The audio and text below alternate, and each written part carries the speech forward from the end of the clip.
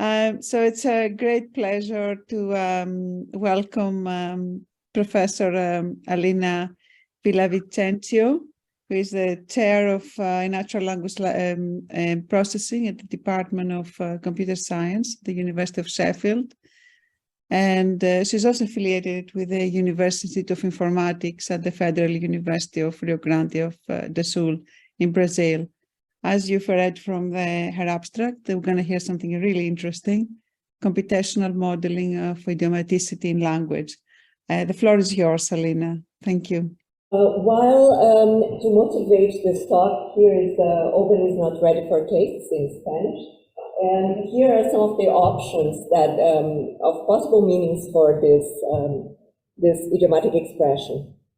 And I'm going to skip to the final answer, so if you've had some time to actually think about this, and it's to be angry.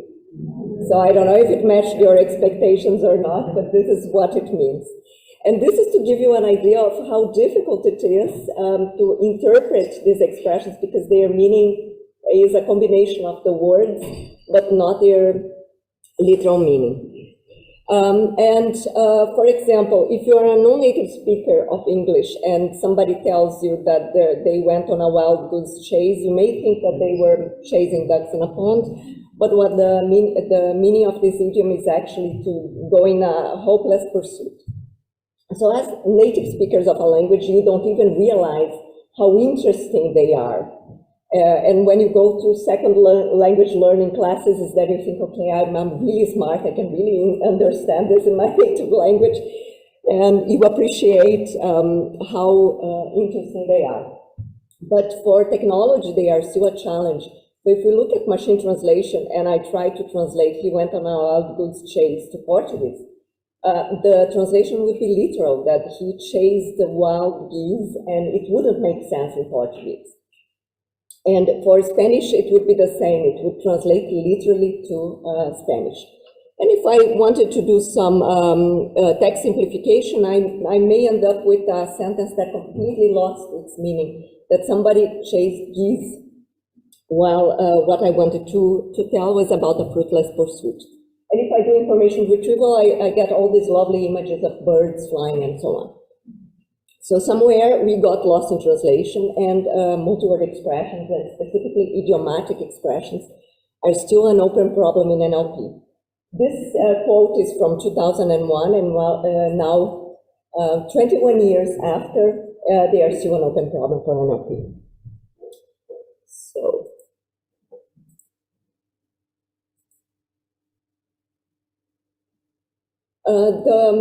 the way we can think about idiomatic expressions is that they are recurrent combinations that are formulaic and that need to be treated as a unit at some level of linguistic description. So they are usually interpretations or concepts that cross word boundaries. So there are multiple words or lexemes or concepts involved, and they can be seen in different types of expressions. Like, for example, in verb and noun combinations like rock the boat and see stars, lexical bundles like I don't know whether, and compound nouns like cheese, knife, and rocket science. And depending on the theoretician that you talk to, their definition of multiword expressions is going to be a bit more comprehensive or a bit less. But they happen in all languages and in all domains. From technical domain and domain-specific language, like deep learning, artificial intelligence, to literature and arts. So if you go back to any book, from now on you are going to start seeing all these expressions are everywhere, including in the works of Shakespeare. He's the master of the idiomatic expressions. So you have even titles of Shakespeare's plays, which are multi-word expression, like all's well that ends well. And they can be seen everywhere, and they are very frequent in daily language. So it's estimated that around 4 multi-word expressions are produced by minute of discourse by native speakers. And they are said to be of the same order of magnitude that single words in the meta lexicon of a native speaker.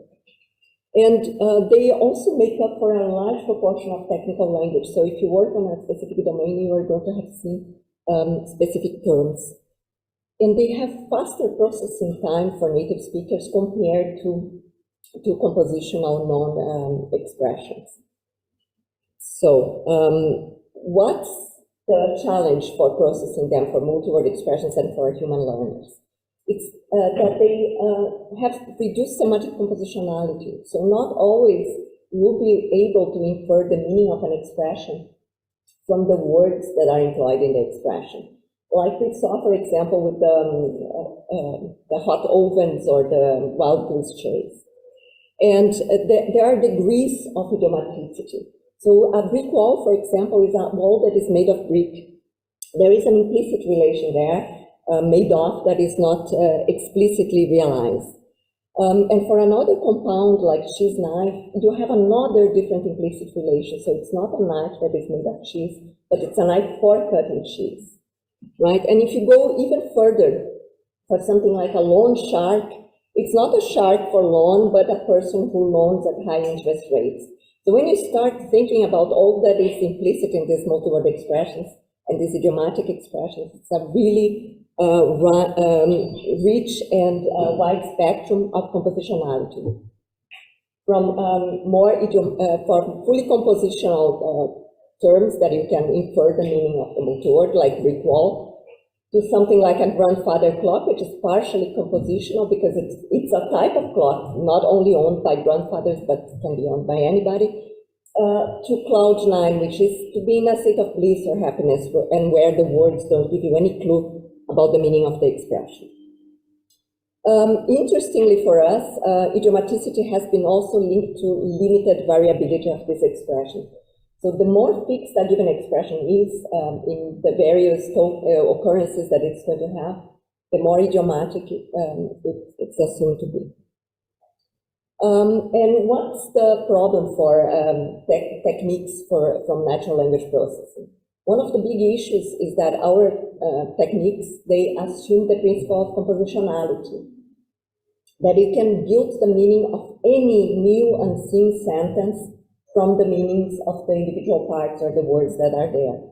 So if I say to you, oh, the mouse is running from the brown cat, you imagine that there is a mouse, there is a cat, the cat is brown somehow, there is a running event.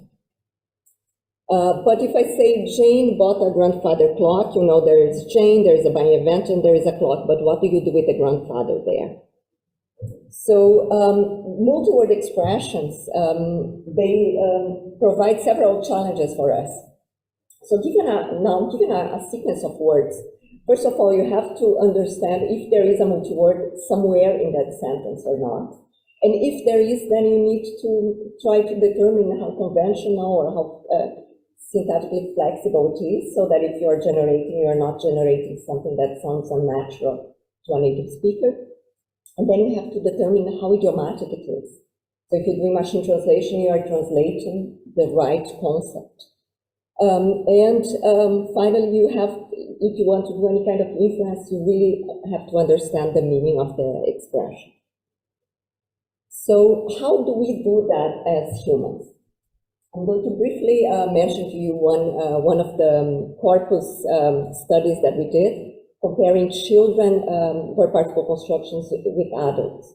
So we looked at the child's English corpora, and we compared the verb particle constructions that were used in the sentences produced by children and the sentences that children were seeing there. And what we found was that there was a really high correlation, 0.63 Kendall score between the VPC verb particle constructions that the two groups were used. And when we looked at the verbs, we saw there was even a greater agreement. So the groups of verbs that they were employing these constructions was quite limited. And when we looked at the top 10 preferred verb particle constructions in the children's data and in the adults' data, we saw that it was basically the same top 10, just the order was slightly different. And the most salient difference was that children seem to use a lot fall down, and adults were using a lot pick up. but this probably for understandable reasons. And we also found that there was great agreement if the verb particle construction was used in a given way by the adults, the children were also using them in the same way. Even though there could be intervening material between the verb and the particle, most of them were quite adjacent. The other interesting thing about idiomatic expressions or multi-word expressions for human speakers is that we see different degrees of acceptability by different groups of speakers. So, for example, native speakers are a lot more picky about what they consider to be a good use of a multi-word expression than non-native speakers. So we are a bit more relaxed, and we would accept some variation, even if there is a marked preference for native speakers by one form or another. So, for example, kick the bucket is a traditional case in English, which is said to be very fixed, so you can't say that somebody died if the bucket was kicked by this person. So you can only use this expression in the active form if you want to convey the meaning of dying. So somebody kicked the bucket may mean somebody died. But for non-native speakers, they may be a bit more flexible in what they accept. And one thing that we did was to adopt a protocol for judgments about compositionality, where we asked people to judge compound nouns like police car.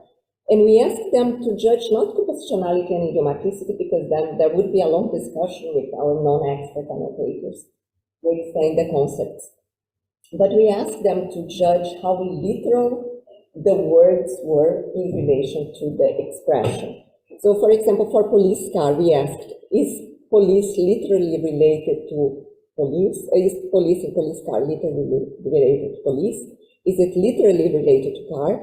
Is it a car used by the police? So we did this rephrasing, and we asked the annotators to use this 6-point Likert scale to say if they agreed that that was the case or if they didn't agree. And we also asked them to provide synonyms for the noun compounds that were seen there. So here just a quick example of what we asked our annotators to do. So in a sentence involving climate change as a compound like this one, police designed to encourage adaptation to climate change, make conflict free, blah, blah, blah. So we asked, is in this sentence climate change truly literally a change in climate? So we did this, and we collected judgments for compounds in English, French, and Portuguese. And we fixed the kind of compounds that we were looking at to be two-word noun compounds, and the equivalent expressions in Portuguese and in French. And we adopted a protocol that had been devised by Siva Reddy, Diana McCarthy, and colleagues, and we extended it to English and to two sets of Portuguese and French. And what we did when we were collecting these judgments to be able to compare perceptions about idiomaticity is that we balanced the compounds that we used to be 1/3 fully idiomatic, 1/3 fully compositional, and 1/3 partly compositional. So then we could see if there were differences in judgments and perceptions for each of these three in the three languages. And for English, we collected this data using mechanical turk. But for Portuguese, we could get very few native speaker annotators in mechanical turk, so we had to go back to our students, linguists and computer scientists. But what happened was then we were able to calculate the agreement using our Portuguese annotators as the basis.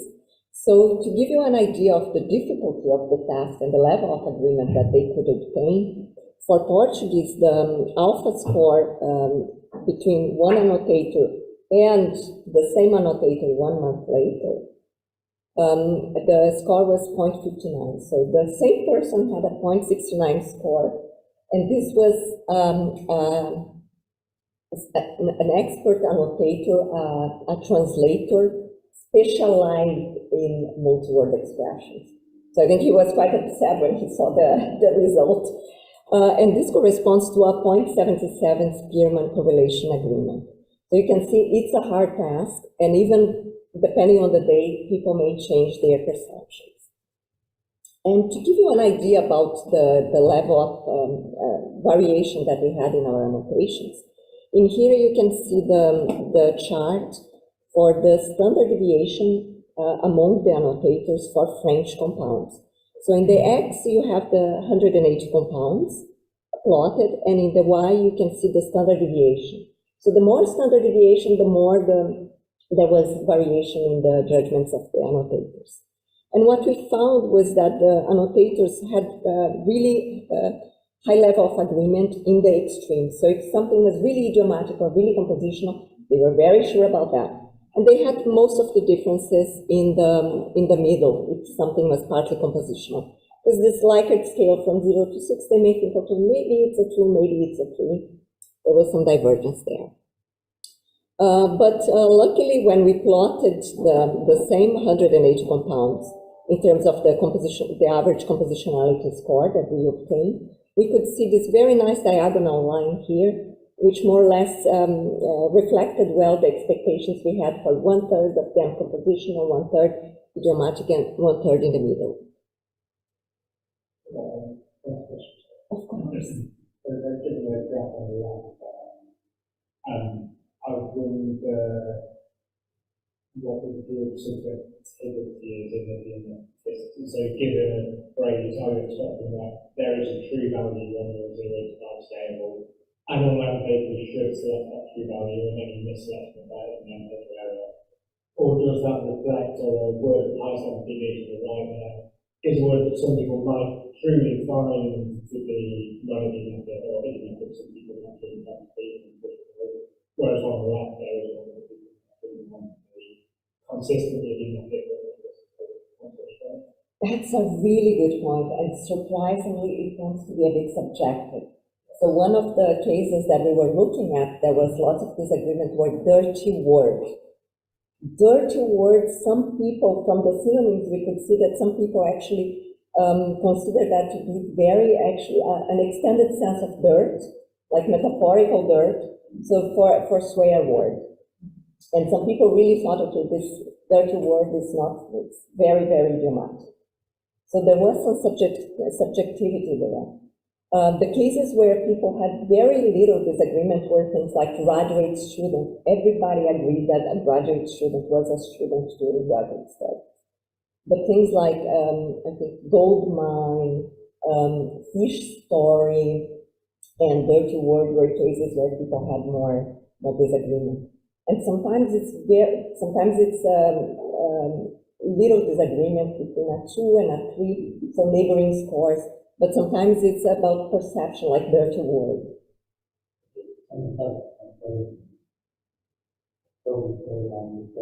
Sorry, I should have explained the top. Can we hear questions at the end? Because the other online audience might be able to hear this question, or I can repeat them again. Thank you.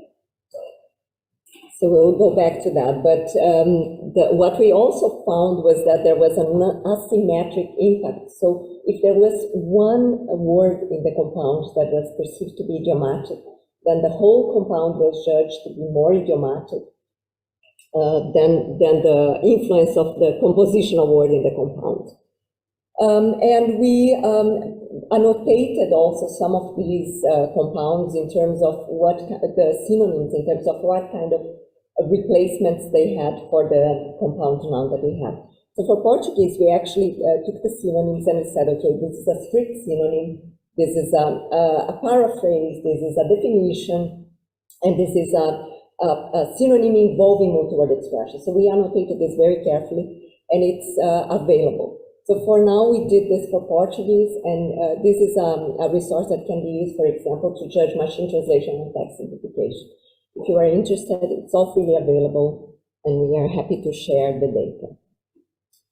And now that we have this data set, then the next step was to actually check how models would perceive the same task and how they would fare. So we used traditional vector space models, which adopt the principle that you shall know a word by the company it keeps. So you think that words are characterized by the context in which they appear, and that similar contexts are reflecting similar meanings. So then what you can do is you can plot each of the words according to their context in this multidimensional space. And you can assume that, for example, if two words are close in the space, they have very similar meanings, and you can do all sorts of interesting operations on words, treating them as vectors. So using cosine similarity, for example, for multiword expressions, one standard approach that has been used in the area is that you take the sum of the component words, in this case, for example, the sum of police and car, and you compare with a single representation that you create for this compound. So, for example, if my corpus was these three sentences here, I would treat car separately where it appears on its own, police separately where it appears on its own, but I would treat police car as a single total, as if it was a single word. And then what we do is we compare the representation for police car, the dedicated one, with the sum of the individual vectors. And then you see how far they are in this multidimensional space. If they are close together, we assume that they are compositional, and if they are further apart, like in this case for ivory tower to mean a state of isolation, then we would assume that they are idiomatic. And using this very simple assumption, then we tested some static models to start with, because they are the ones that we can, that are much more transparent and that you can understand, read better the results that they are giving you. So in the case for English, for example, we tested models like Word2Vec and Globe, so you can see them in the x-axis. And we looked at the Spearman correlation that they had with the human judgments. And what we found was that they actually did a pretty decent job. And we got around 0.80 correlation, Spearman correlation for most of the models. And we found the same for French and Portuguese. And so for French and Portuguese, they were slightly lower correlations. And for Portuguese, it was around 0.60. But if you remember that I told you before that the same expert annotator got 0.77 Spearman correlation with himself, the models aren't doing a bad job. Interestingly enough, the model that did better for English, which was Word2Vec, was not the one that did better for Portuguese and English. So for Portuguese and English, we took a traditional model developed by De Candlin in the 90s, 2000s, and it was the one who did better. So for an old timer like me, it's actually quite nice to see that the traditional models still do well. And then we decided to check if the contextualized word embedding models were doing better. Because the idea there is that they have dedicated representations for different usages of the same word. And they seem to be quite closely correlated and aligned with the different senses of these words. So we thought, okay, maybe these embeddings are much better at detecting the idiomatic usage versus the literal usage of an expression. And these are models like GPT-2, GPT-3, BERT, all the BERT family, and we would expect then to have the representation of cloud, for example, on its own, like a vapor, I don't know, physical entity, and cloud in Cloud9 as being closest to the vector of happiness, for example. So, and this we called our Lieutenant Commander data test for word embeddings, and let's see if this works.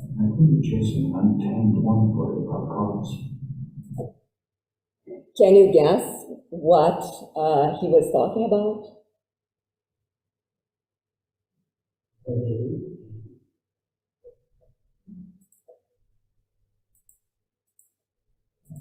Okay, let's go back and go further.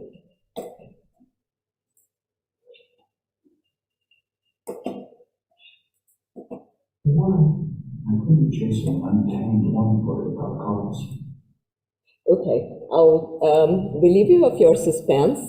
That means a wild goose chase. So what he did there was to use the paraphrases or the literal synonyms of each of the words in the expression. And that's what we decided to do for our models. We decided to see if they could detect these perturbations from an original expression to replacements that we did there. So we took the 3 naturalistic corpus sentences that we used in the previous judgment.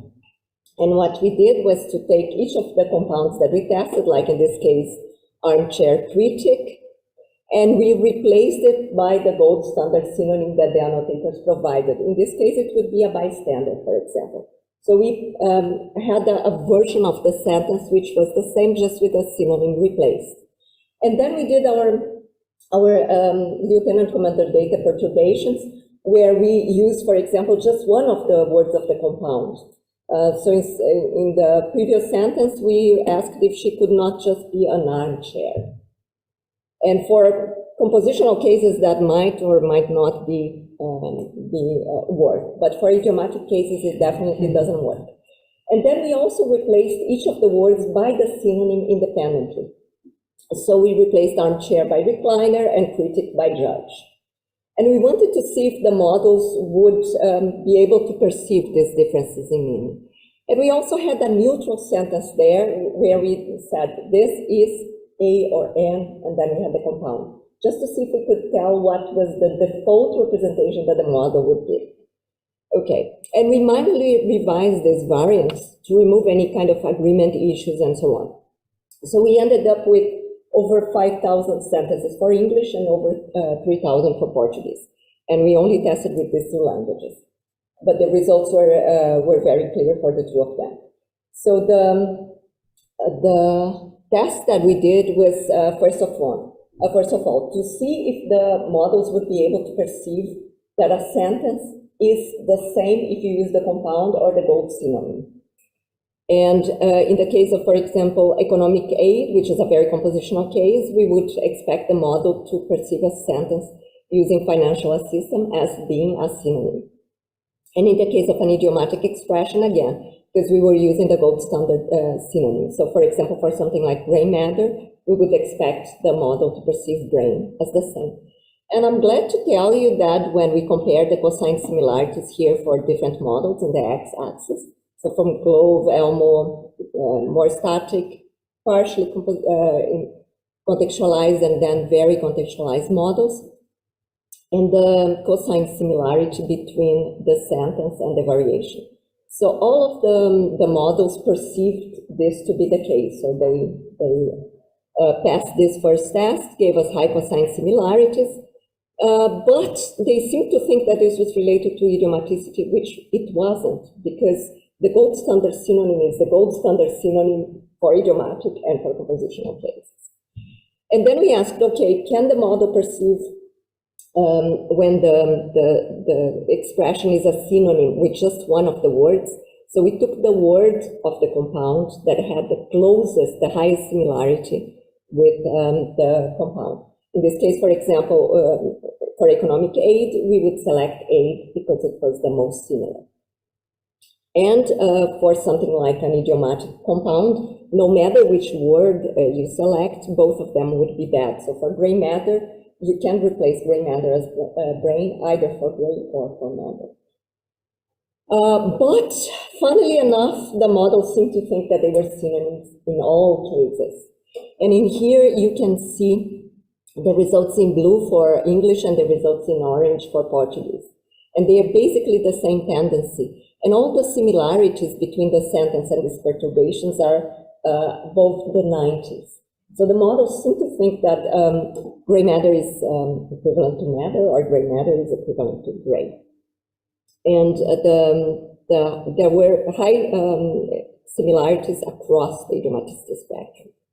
So then we did our third test, which was to replace the compound by the synonyms of the individual words. So in the case of economic aid, it would be financial help, so it works because it's more compositional. But in the case of gray matter, it would be off-white subject, right? And so our expectation was that it could work for compositional cases, but the model shouldn't think that the idiomatic replacements were similar. But once again, when we looked at the similarities, all very high similarities there for both languages.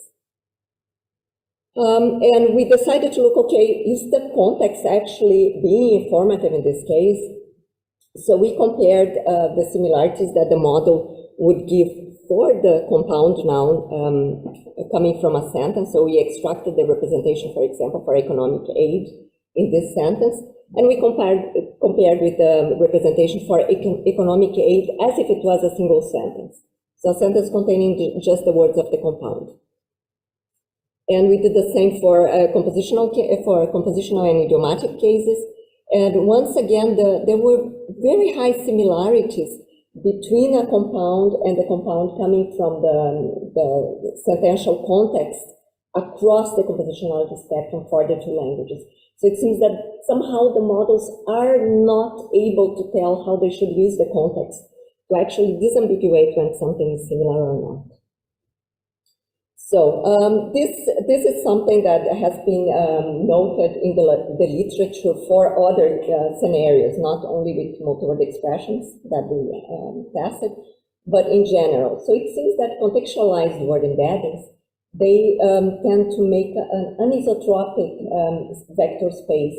So all the similarities are concentrating, all the representations are concentrating in a very narrow cone in this multidimensional space. So everything that you compare with everything else is going to give you a high similarity. So they seem to be using the lexical overlap between our perturbations as the wrong key for similarity. So they seem to think that poison pill, meaning emergency exit, is the same as pill when it isn't. So this is good news for us because it means that we still have a long way to go before these models are actually treating idiomaticity correctly. So we have an opportunity here for training the models how they should learn these expressions. But a cautionary tale too, because if people are using the models and the representations as they are to do, for example, machine translation or to do any kind of inference, they are treating a poison pill like a pill, which is not a good outcome. And since then, we investigated even further these cases, for example, looking at fine-grained senses for each of these expressions.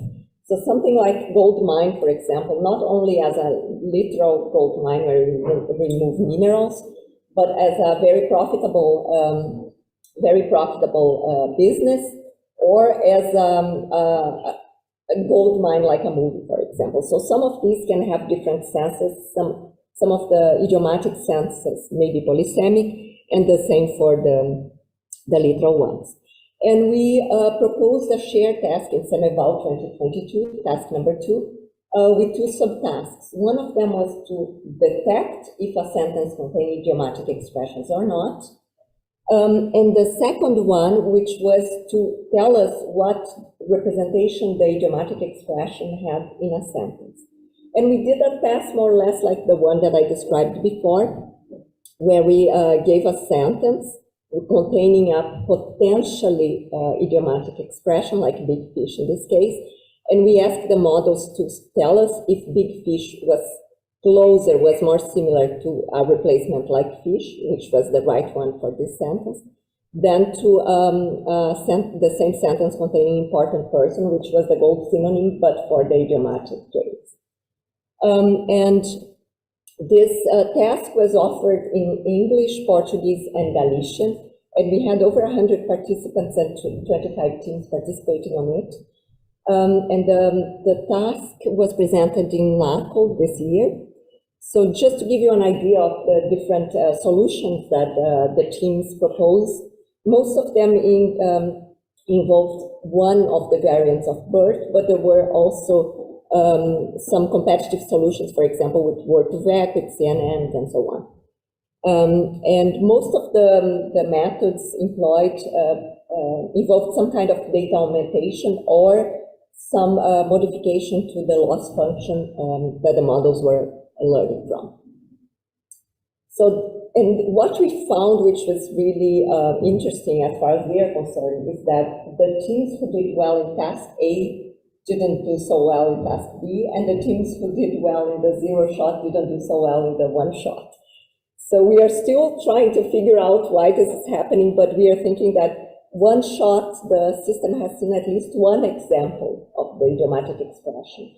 So the systems who did well there tended to have really large models that memorize these concepts. But in the zero shot, where the expression was not necessarily seen, the models which did well needed some more generalization abilities to know that there was something strange going on. So we are still trying to understand what were the big winners there, but it's published. The shared task data is still available if you are intrigued by this and would like to participate. The data is all there, and you can still evaluate your system. So I encourage you to do that. So what I presented here to you was some evaluation that we did with current models to see how they interpreted expressions, and unfortunately they are still misled by lexical similarity.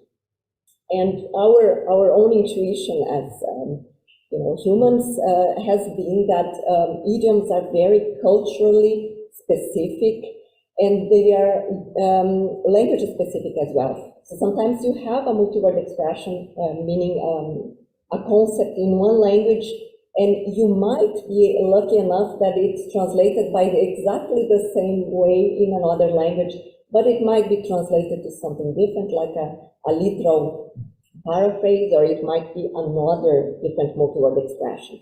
So it's a challenge for machines, and it's a challenge for human language learners. And if you want to know a bit more, if you want to test your idiomaticity skills, in EACL 2021, we proposed a language diversity panel and language diversity games. And one of the games is the one that I showed you in the beginning of the presentation, was to try to guess the meaning of an expression in one language based only on the words and the individual translation. And I'm glad to say that since I started working on the topic had a really nice growth, and there are initiatives like, for example, cost action. So there was a part in the action a few years ago which produced really, really valuable data. So corpus annotations for over 20 languages for potentially idiomatic verbal expressions. And the action now has a follow-up which is related to dependency parsing. So it's the cost action UniDive, universality, diversity, and idiosyncrasy in language technology. And you can guess that the idiosyncrasy is the multi-word expression aspect.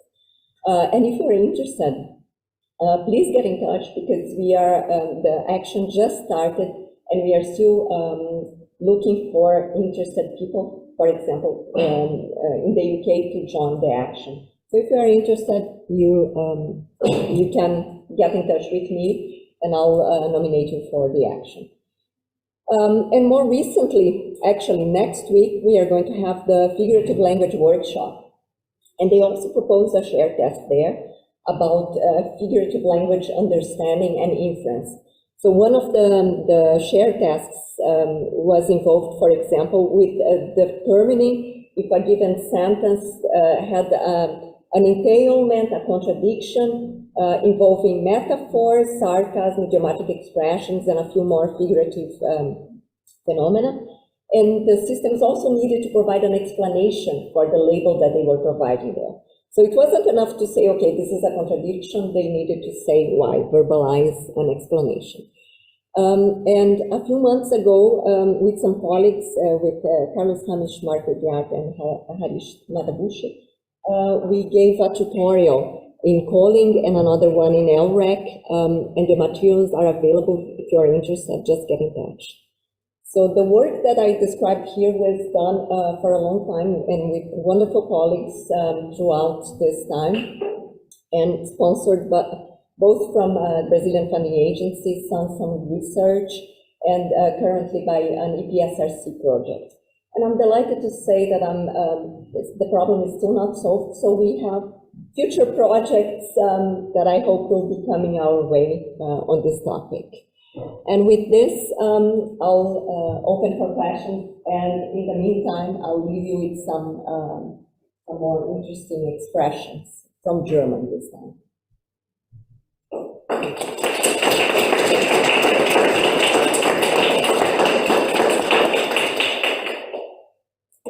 Thank you very much for the interesting talk. The floor is open to questions. And online as well, if you want to send your...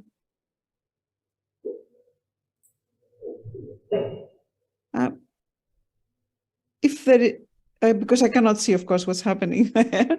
I have a question for you, Alina. Thanks for the talk. I was wondering, you mentioned the different contextual representations, and I was wondering for the compositionality, to what extent injecting more syntactic knowledge in the contextual representations it would be of interest and would improve the recognition of compositional? Sophia, many thanks. This is a really insightful question, and it actually touches on an important point. So there are some clues coming from the context that we use when we interpret these expressions. And in particular, for example, the verbs that occur with the compound noun in this case, or the other noun surrounding it. So one of the works that we are doing is actually to try to inject this contextual knowledge into the models, to say, don't pay attention so much to the words that are being used, in this case, eager beaver or cloud nine, but pay more attention to the relevant context around.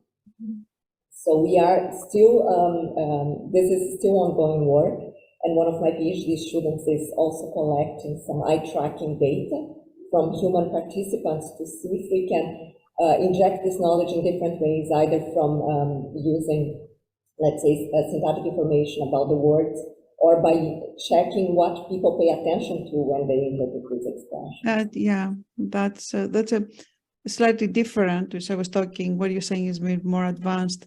I was taking a bit more more simple approach of injecting the syntactic information, but you're right, because using attention, you can incorporate other types of information of how people are reading as well, etc. I was wondering if there are any questions that from the audience, if from the...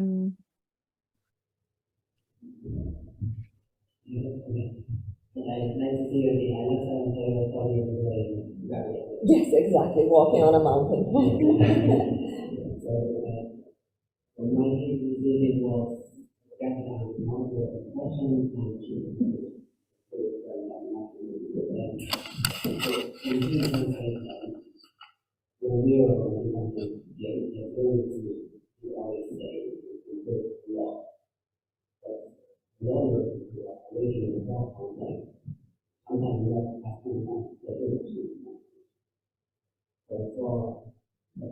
Multiword Expressions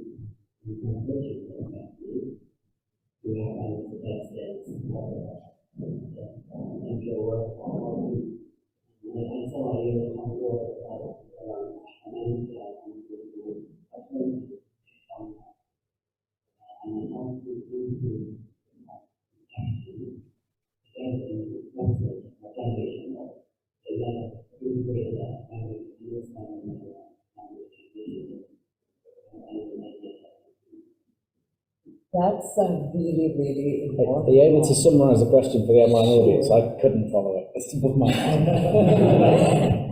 So the question was how we can, let's say, interpret the original sentence for machine translation to be more accurate, and what kind of information we can provide to a system, right? How we can train models. So this is actually an open problem, because these systems, they seem to work really well, but we don't know why. They are a black box. And the reason why we decided to do from the more conventional static models, like, for example, PMI, is because we can interpret them. So the vectors are composed by dimensions, and the dimensions are words. So I can say, okay, this particular word is really influencing the interpretation of this particular multi-word. But of course, you can't do that anymore with neural models because you don't know what the dimensions represent. So one of the things that we try to do here is actually to assess to what extent they were really understanding. Because they are so good and we don't know what they are doing. So are they getting to one answer because they really know what they are doing, because they really understand? Or are they getting there by accident? And if you change slightly and do an adversarial example, will they still have the same perception? So it's an open question, and if you have any ideas about how to do that, please come and talk to me, because we are definitely interested. So one possibility that I thought would be to first translate within the same language, so do monolingual translation of an expression to the synonym or to whatever, and then from there, from the literal synonym, go into the translation. Sorry, don't say but like I work with the YouTuber and the people. So the logical language, because the people have to million people, so the language is not logical, it's not. We understand the feeling, like the emotion. So if there is any way, without any input, without training, to understand what the user wants without just output. Because if you want people that they will make content for you or movie for you or something for you, but you need content, not words. Because words is logical. Sometimes the people, some people are using for other things. So I'm just thinking that I want to understand that how much you need for everyone training to. So can you train this AI without anything? Like understand that, because if you understand that the emotion, the word is the logical thing is. I want you to believe the human, how human understand it, like not the logical, the numbers, right? So I think So the question is how much the system can learn, how much training is needed. So in software engineering back in the day, there used to be a saying that says garbage in, garbage out. And we see this, for example, in the bias that our models pick up from text, if the text is just as it is. So the better quality data and the better quality training data you have, that's what you need to test. It depends on the particular task, and it depends on the particular phenomenon. If it's very rare, if it's more frequent, depending on its complexity. So the million-dollar question is, how much training data do I need for my task? And it's an open problem. Depends on the task, depends on the phenomena, the frequency. There are really specific kind of AI is good, but if we kind of take a general thing that will be much faster. That's what I mean, like we can make something specifically, but human is not logical thing, right? So like if training on the emotional side, not the logical side, would be easier to communicate like things like human. Maybe we can pick on this question afterwards. So I'm happy to talk to you later. So we had another question here. Thank you very much. I see there are lots of Multiword Expressions in ontology. Yes. I'm thinking about two parts. One of the relevant to the part of the massive Multiword Expressions. The first one is